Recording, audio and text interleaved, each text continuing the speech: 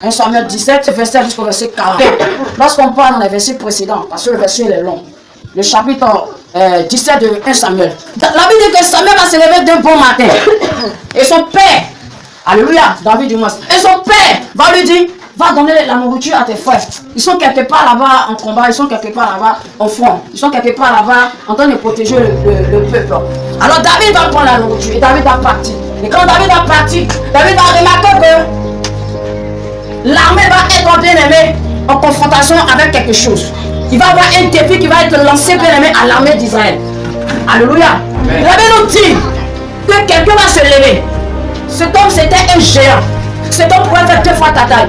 Cet homme pouvait faire 2 fois tes muscles. Cet homme pouvait faire 2 fois ta tête. Cet homme pouvait faire 2 fois bien aimé tes pieds. Cet homme n'était pas un homme normal, un homme ordinaire. Cet homme s'appelait Goliath. Goliath va défier toute l'armée d'Israël. Il va dire si quelqu'un est garçon, si quelqu'un est homme, s'il y a quelqu'un qui est capable dans ce peuple-là, ce peuple qui a été choisi par Dieu, ce peuple-là qui peut Dieu sur la montagne, s'il y a quelqu'un qui est capable parmi ce peuple-là, qui peut Dieu et qui est capable de faire descendre le feu du ciel, s'il y a quelqu'un qui est capable, vous dites que vous avez des prophètes, vous dites que vous avez des dieux, vous dites que vous avez le meilleur Dieu. S'il y a quelqu'un qui est capable, qui croit que son Dieu est meilleur, qu'il vient me défier. Si je le tue, mon peuple sera l'esclave de son peuple. Si je le tue, son peuple sera l'esclave de mon peuple. Alléluia. Amen. Tu as ton frère, sois préparé d'avance. Sois préparé d'avance. Goliath, bien aimé, son apparence faisait peur. Il a défié le peuple d'Israël. Amen. Mais un jeune homme qu'on appelle David, David se lève un bon matin, il voit ça et il dit, oh, ça là même c'est amusement pour moi. Parce que moi je mange ça. Parce que moi je dors avec ça. C'est que lui il pense que ça fait peur là. Au contraire, mais je me lave avec la peur. C'est que lui il pense que ça fait honte là. Au contraire, mais je m'habille avec cette honte là. Alléluia. C'est que lui il pense que c'est arme de combat là. Au contraire, c'est ça que je prends pour jouer avec cela. Goliath représentait Lucifer. Goliath représentait un sorcier. Goliath représentait quelqu'un de méchant. Goliath représentait bien aimé le blocage d'Israël. Mais David décide de défier cet homme. Tu vas voir qu'est-ce qui va se passer. La Bible dit que David va partir. Il va commencer à demander. Si on tue ce monsieur qui est là-bas, la personne qui va le tuer là, il aura quelle récompense? Le vent lui dit, il aura une femme, il sera au coin du roi, vraiment il aura des pieds pour les croire. Elle va dire, ah bon? Et à force de se renseigner auprès des gens, ses frères vont commencer à le combattre. David dit que son frère Eliab va commencer à parler sur lui. Mais David ne va pas se décourager, David va commencer à se renseigner. David dit que va parvenir jusqu'aux oreilles du roi. Et David sera bien aimé convoqué par le roi. Et quand David sera en face du roi, David va dire, moi je vais partir combattre ce Goliath là. Et le roi, David va lui dire, mais tu es petit, tu es un gamin, tu es un gamin, tu es minuscule. Celui-là c'est un géant, toi tu es petit. Celui-là c'est un grand, toi tu es inférieur. Celui-là il a la force, toi tu es inférieur. Celui-là il sait se battre depuis son enfance. Celui-là il n'a pas peur de la mort. Lorsque tu es quelqu'un, il n'a pas peur du sang. Le roi Saül bien aimé a minimisé David. Mais David va lui dire, sois sans crainte. David va dire au roi Saül, c'est vrai tu me minimises. C'est vrai tu penses que mon apparence trompe. Mais laisse-moi te dire que moi là, je garde les brebis de mon père en bourse. Le jour le roi vient berger. Et lorsque les lions viennent s'approcher, je suis capable de prendre le lion et le tuer. Je suis capable de poursuivre l'ours et le tuer. Je suis capable de tuer les animaux féroces. Parce que moi que tu vois là, quelque part là, j'ai payé le prix déjà. Moi que tu vois là, quelque part là, je me suis déjà battu. Moi que tu vois là, quelque part là, j'ai commencé à m'entraîner. Moi que tu vois là, quelque part là, j'ai commencé à relever les défis. Moi que tu vois là, quelque part là, j'ai commencé à relever le prix, à lutter. J'ai commencé à me choper, j'ai commencé à me donner à fond, j'ai commencé à me casser la tête. Moi que tu vois là, j'ai commencé quelque part, j'ai un début, j'ai un commencement. Donc Saül pensait que David n'était pas prêt, mais David était prêt d'avance. David bien aimé a commencé à combattre avant le combat. David bien aimé a commencé à s'apprêter avant bien aimé d'être prêt sur le terrain. David bien aimé a commencé à s'étudier lui-même avant de partir étudier son ennemi. A commencé à étudier son Dieu avant de partir étudier le Dieu des autres dieux. Amen. Alléluia. David était prêt d'avance. David s'est apprêté d'avance. David s'est disposé d'avance. David a payé le prix d'avance. David s'est préparé d'avance. David a dévancé le roi. David bien aimé s'est mis quelque part dans le noir, dans une intimité. David a commencé à payer le prix. Combien de chrétiens aujourd'hui se préparent d'avance? David avait Dieu, mais David s'est préparé quelque part. David n'est pas parti parce qu'il avait trop la foi en Dieu. Tu peux avoir la foi. Que vous avez que la main d'Israël ne priait pas Dieu. Ils priaient Dieu, ils louaient Dieu, ils adoraient le vrai Dieu. Mais face à Goliath, ils ont refusé le combat. David, non seulement il craignait Dieu, mais David avait une expérience. Aujourd'hui, plusieurs personnes, ils disent que la foi suffit. J'ai la foi et ça suffit. Mais David dit, le juste vivra par la foi. Donc la foi a ses règles. La foi témoigne que tu sois injuste. Parce que la foi vient de ce qu'on entend. Et ce qu'on entend vient de la parole de Dieu. Et si tu n'obéis pas à la parole de Dieu, je te dis d'avance, bien aimé, que ta foi est perdue, t'avances. Tu peux avoir le Saint-Esprit, mais le Saint-Esprit sait pourquoi il t'a donné un cerveau. Tu ne peux pas te coucher sur ton lit et dire au Saint-Esprit, je veux boire de l'eau, donc prends le gobelet là, mets de l'eau là-dedans, que le gobelet se dépasse dans l'air, et puis ça vient dans ma bouche, je vais boire. Simplement, pas ainsi.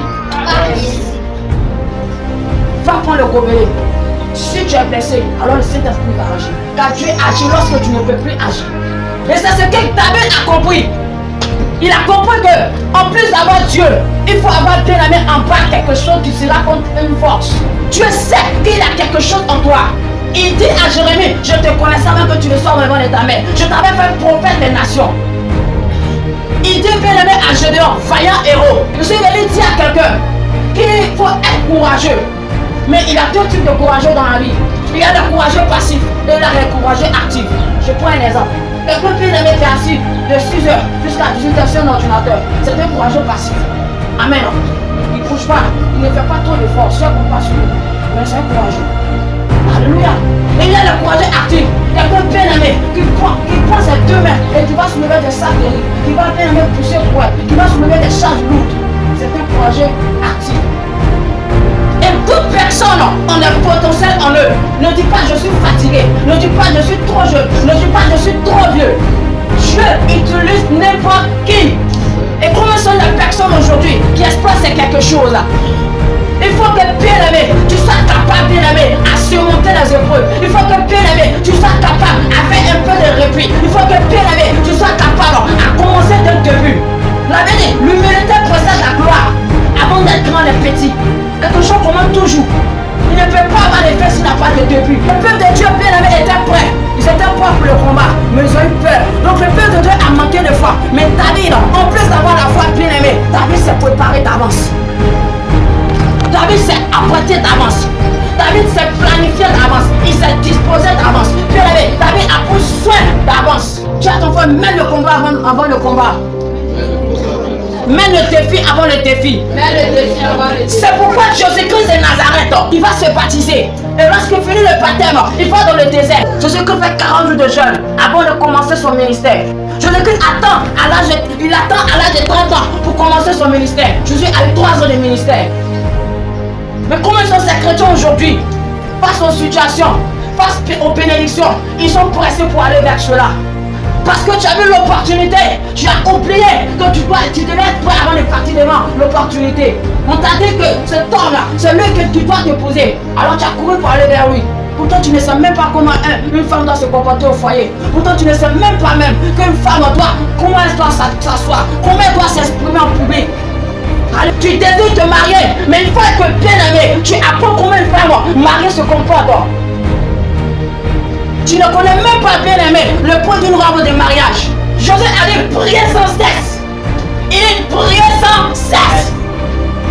Pourquoi on prie sans cesse? On a la foi, mais pourquoi on prie sans cesse? C'est parce qu'il y a de ces situations qu'on n'a pas prévu qu'ils arrivent dans notre vie souvent. Souvent tu es là et il y a de ces situations qui viennent.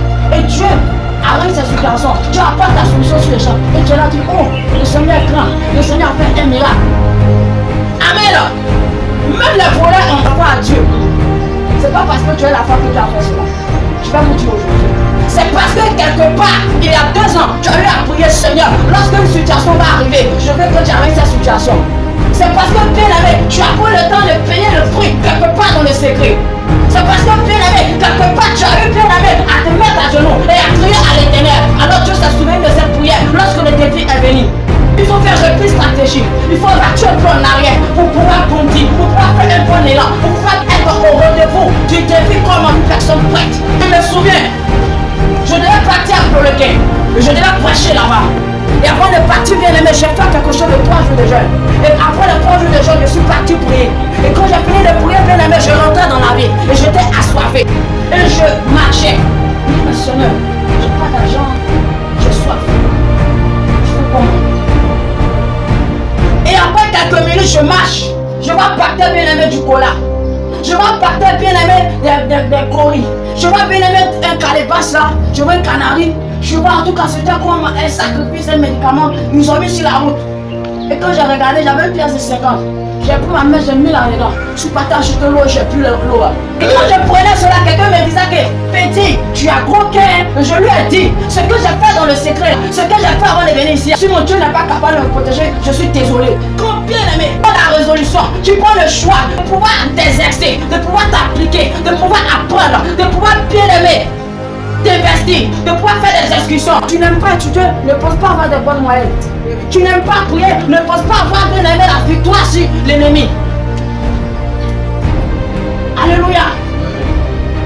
On veut partir en combat. On veut prier. On veut chasser Satan. Mais à peine on ne connaît notre Dieu.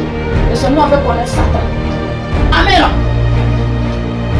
Au nom de Jésus, je chasse tout esprit. C'est seul un esprit qui peut chasser un esprit.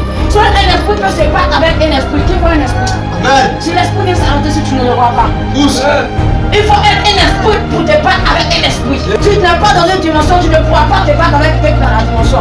C'est parce que David avait la dimension d'un Goliath qu'il a pu se battre avec un Goliath. David était un géant. Goliath aussi était un géant. Il y a quelque chose qui est en toi. Et ce potentiel-là, tu vas extraire cela de toi pour pouvoir exploiter cela pour le bien de l'éternel, pour le bien des âmes qui meurent. Amen.